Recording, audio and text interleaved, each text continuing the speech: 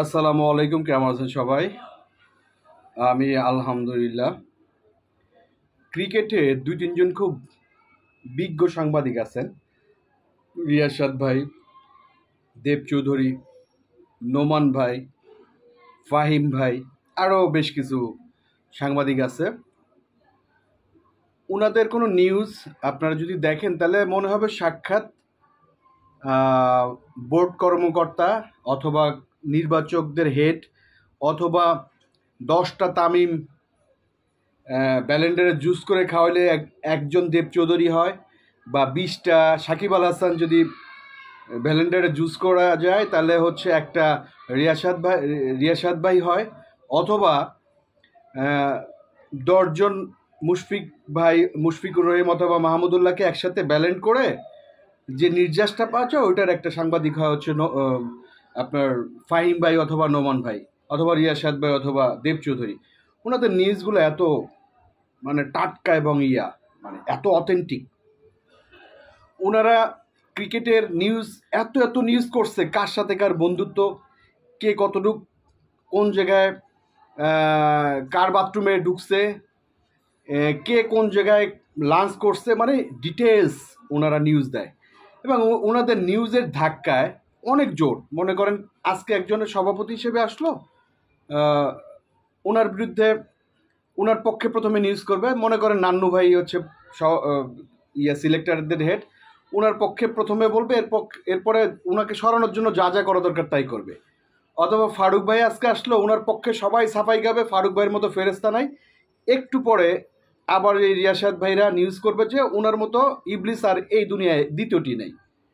ঠিক এই যে আমাদের বুলবুল ভাই আসছে, বুলবুল ভাইকে নিয়েও রিয়াসাদ ভাই নিউজ করছে, চরম লেভেলের একদম এক্সক্লুসিভ ইন্টারভিউ করছে।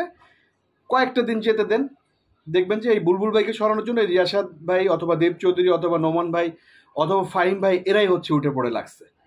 তো এত কথা বলার কারণ হচ্ছে কি, ওনারা এই ক্রিকেটের উপরে ভর করছিল। ওনারা কিন্তু প্রত্যেকে শ্রদ্ধাভাজন সাংবাদিক এবং খুব গভীরের সাংবাদিক। তা না হলে কে কখন কার সাথে বন্ধুত্ব করতেছে, কে কখন কার প্লেটে খাচ্ছে, এগুলো ওনারা জানতো না।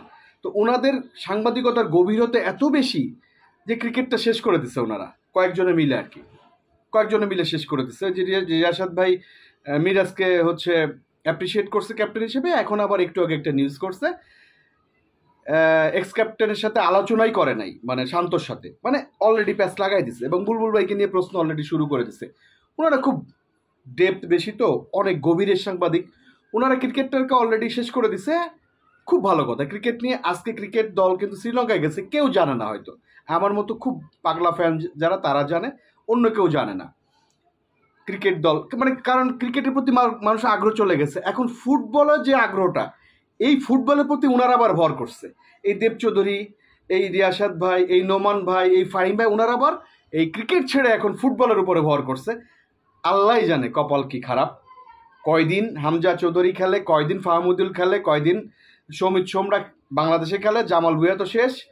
ওনারা এই যে ভরটা করছে, ভয় পাচ্ছি যে ক্রিকেট তো আজকে শ্রীলঙ্কায় গেছে টিম, মানে ন্যাশনাল টিম, কেউ জানে না।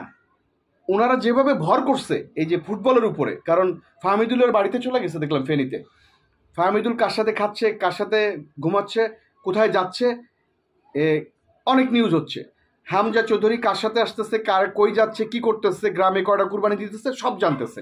তো ওনাদের মতো বিজ্ঞ সাংবাদিকরা যেহেতু ক্রিকেটটাকে অলরেডি ভ্যানিশ করে দিছে, আবার ফুটবলের উপরে ভর করছে, ধরে নেন দেশের কপালে, মানে ফুটবলের কপালে শনি আছে। কারণ আল্লাহর কাছে খুব করে চাইতেছি এই যে ছেলেগুলো আসে, ক্রিকেটের মধ্যে এত টাকা নেই, ওরা দেশের টানে খেলতে আসতেছে, কিন্তু ওনাদের যে পরিমাণ নিউজ হচ্ছে ওনাদের নিয়ে, আল্লাহ জানে ফুটবলের তরিটা না কখন ওনাদের মাধ্যমে ডোবে। ওনাদের অনেক ভক্ত, আমি নিজেও ওনাদের ভক্ত। ওনাদের আসলে এক একজনে বড় বড় দায়িত্ব দিলে হয়, কাউরে বোর্ড প্রেসিডেন্ট, কাউরে নির্বাচকদের হেড, অনেক কিছু দায়িত্ব দেওয়া উচিত। এই কারণ কি ওনারা যা বলে তাই হয়। কিন্তু এই যে 4-5 জন সাংবাদিক বললাম না, ওনারা যে নিউজ করবে সেটাই কিন্তু ওই নির্বাচকরা কারো পক্ষে বললে নির্বাচকরা তাকে দলে রাখে, কারো বিপক্ষে বলে নির্বাচকরা তাদের বের করে দেয়, কারো পক্ষে বললে বোর্ড সভাপতি থাকে, কারো পক্ষে বললে বিপক্ষে বলে বোর্ড সভাপতি চলে যায়। বুলবুল ভাইয়ের পক্ষে আছে, বুলবুল ভাইয়ের পিছনে লেগে যাবে, মিরাজের পক্ষে আছে, মিরাজের পিছনে লেগে যাবে, শান্ত পক্ষে আছে, শান্তর বিপক্ষে লেগে যাবে। ওনাদের কাজই হচ্ছে এইটা। আল্লাহ না করুক ক্রিকেটটাকে শেষ করে দিয়ে এখন ফুটবলের উপরে ভর করছে, আমি জানি না এর ভবিষ্যৎ কি। যাক, এরকম আরেকটা মানে প্রেতাত্মা আছে কিন্তু আমাদের ইন্ডাস্ট্রিতে। ওনারা সিনেমা ওয়েব কন্টেন্ট এনে সিনেমায় দিয়ে বলবে যে হলে লোক নাই, হল থেকে বেরোয় মানুষ বলবে যে এটা কি বানাইছে। এই টাইপের একটা গ্রুপ বেরোইছে, একদম সরাসরি ওয়েব কন্টেন্ট বানাচ্ছে, নাটক টেনে লম্বা করতেছে, লোক হচ্ছে না। 6টা সিনেমা, তার ভিতরে কয়টার নাম হচ্ছে তাণ্ডব, এরপরে ইনসাফ, এরপরে আমি জানি না কোনটায় কি নাম হচ্ছে, সত্যিই জানি না। জানলে আমাকে একটু জানাবেন যে আর কোনটা চলতেছে, কারণ এই পর্যন্ত তাণ্ডবের নিউজ ছাড়া অন্য কোনো নিউজ আমি পাচ্ছি না, ইনসাফ ছাড়া। ইনসাফ, তাণ্ডবের পরে ইনসাফের অবস্থান। তারপরে যেমন গত ঈদে আমরা দেখছি কি, গত ঈদে বরবাদ ব্লকবাস্টার, এরপরে জঙ্গলি, আরও দুই একটা নাম আমরা শুনছি। কিন্তু এবার ঈদে তাণ্ডবের পরে ইনসাফের পরে আর কোনো নাম আপনারা শুনছেন কিনা আমি জানি না, আমি অনেস্টলি বলতেছি, কেউ আমাকে অন্য কিছু ভাইবেন না। তো একটা গ্রুপ আছে ওয়েব কন্টেন্ট বানায় হলে দিবে, আবার হলে লোক হচাবে। ওনাদের মেইন টার্গেট হচ্ছে ওটিটি প্ল্যাটফর্মে বেশি সেল দেওয়া। আরেকটা গ্রুপ আছে ভাই, খুব চালাক একটা গ্রুপ, সরি আমি ঘেমে যাচ্ছি, কারণ ফ্যান অফ করে দিয়ে হচ্ছে কন্টেন্টটা করতে হচ্ছে, নাহলে শব্দতে আপনারা শুনতে পারবেন না। আরেকটা গ্রুপ বেরোয়েছে, ওনারা ঈদ আসলে ওনাদের মানে জানে যে ওনাদের সিনেমা রেডি নাই, ওনাদের কন্টেন্ট চলবে না, বা ওনাদের সিনেমা কেউ নিবে না, কিন্তু নামটা দিবে, কারণ শাকিব খানের সাথে আইসা ওই নামটা হাইলাইটস হবে। এই দুইটা গ্রুপ, এদের থেকে একটু দূরে সরানো উচিত। আর থ্যাঙ্কস টু মিশা ভাইকে বলি, আমি গত কয়েকটা দিন ঈদের পর থেকে আমি মানসিকভাবে অসুস্থ ছিলাম, আজকে আলহামদুলিল্লাহ ফ্রেশ বোধ করতেছি, ভালো বোধ করতেছি। অল ক্রেডিট গোস টু আমার বড় ভাই মিশা ভাই। অতীতের মতো এবারও আমার মগজটা ফ্রেশ করার জন্য ওনাকে ক্রেডিট দিতে হবে, ভাইয়াকে। আর তাণ্ডব নিয়ে অনেকে অনেক বাজে নিউজ দিতেছেন, দরকার নেই, এটা সাকিব ভাইয়ের সিনেমা।